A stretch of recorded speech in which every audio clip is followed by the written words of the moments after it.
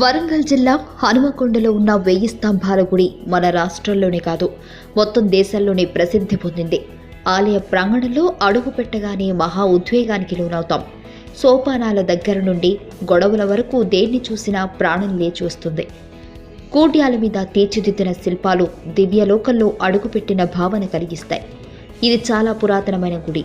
దీన్ని 12వ శతాబ్దంలో కాకతీయ రాజు రుద్రమదేవుడు నిర్మించాడు. కాకతీయులు అనంతర రాజులు ఈ ఆలయానికి వచ్చి నమస్కరించుకుని సేద తీరేవారని చెప్పే కథనాలు ప్రచారంలో ఉన్నాయి. పేరులోనే స్పష్టమవుతున్నట్లు ఇది 1000 స్తంభాలతో నిర్మితమైన దేవాలయం. అయితే 1000 స్తంభాలను గణించడం కష్టమైన పనే.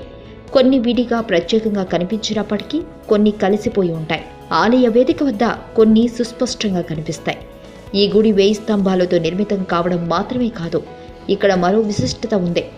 ఈ స్తంభాలపై నాణాలతో